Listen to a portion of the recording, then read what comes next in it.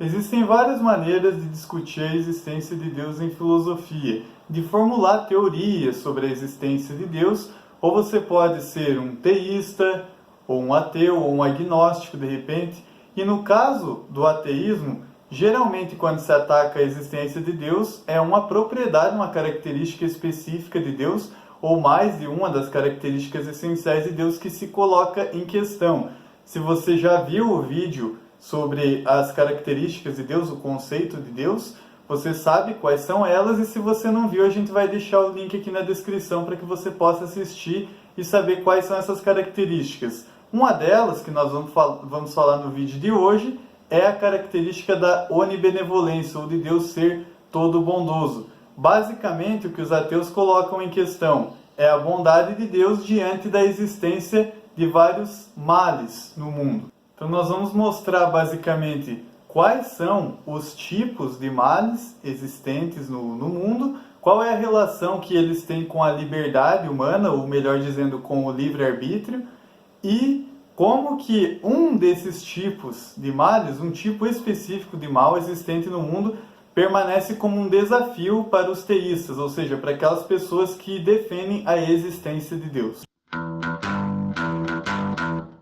Fala galera, esse é mais um vídeo do canal Arte de Pensar, dando continuidade então à nossa série Filosofia da Religião.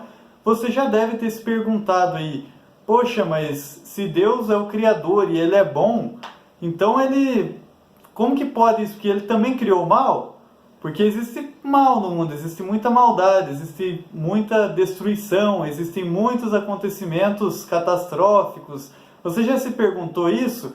É justamente nesse ponto que o ateu toca quando ele ataca essa propriedade, essa característica da bondade de Deus, que ele diz como que pode um ser criador ser bom se existe tanto mal no mundo. Então, isso é um motivo para se duvidar ou supostamente atacar a existência de Deus. Só que existem três tipos de mal. Então hoje nós vamos analisar o conceito de mal, como se analisa em filosofia, e depois eu vou mostrar para vocês como que cada um desses tipos de mal interfere nessa discussão sobre a existência de Deus, e como que o último tipo de mal permanece um desafio para o teísta, ou seja, para aquela pessoa que defende a existência de Deus. Então vamos lá, gente. Primeira coisa, só lembrando, se Deus é bom, Ele como Criador, como que pode existir tanto mal no mundo?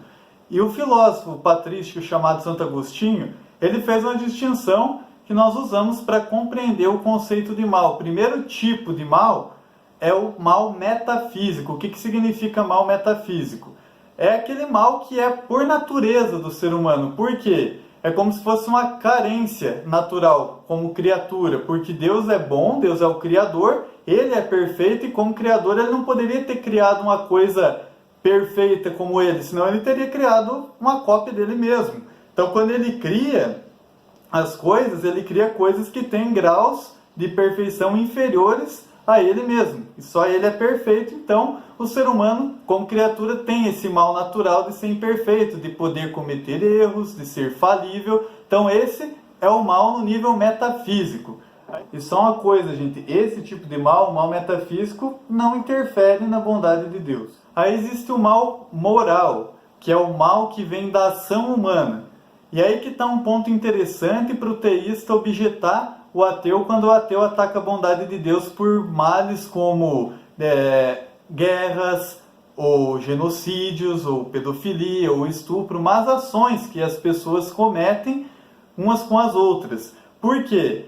Deus, Ele concedeu um bem para o ser humano que se chama livre-arbítrio, ou livre escolha, ou princípio de possibilidades alternativas, que é aquilo que permite com que o ser humano faça o que ele quiser. Deus não obriga a sua criatura humana a fazer aquilo que Ele determina. Ele deixa a livre escolha para que o ser humano escolha fazer várias coisas, inclusive fazer coisas que não são boas. Isso é uma consequência do livre-arbítrio, porque se a consequência é fazer qualquer coisa, então o ser humano pode, inclusive, escolher fazer o mal, e isso então não depende de Deus. Deus não é o responsável por esse tipo de mal. O responsável por esse tipo de mal é o próprio ser humano, porque ele escolhe, ele delibera, e inclusive ele pode escolher fazer esse tipo de coisa. Então esse mal tem origem na vontade humana, no livre-arbítrio humano, e não depende de Deus. E quando acontece uma catástrofe natural, como um terremoto, por exemplo, que mata várias pessoas,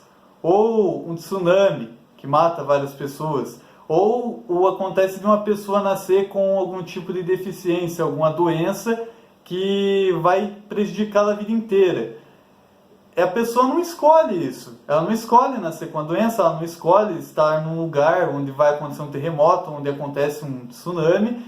Então esse tipo de mal não depende da escolha das pessoas, não são elas as responsáveis por isso. Então, como que pode Deus, um ser todo bondoso, permitir que isso aconteça? Esse, basicamente, é o questionamento que o ateu faz quando ele ataca essa característica de Deus, a característica da onibenevolência, ou de Deus ser todo bondoso. E talvez você mesmo faça esse tipo de questionamento, às vezes, de repente, quando você tem lá uma crise de fé, ou mesmo dúvidas, ainda que você não se considere um ateu. Às vezes você é um pouco agnóstico, ou você é crente, mas às vezes tem algumas dúvidas, você pode ficar pensando, é estranho e parece realmente um desafio, um problema que como é que a gente vai solucionar isso?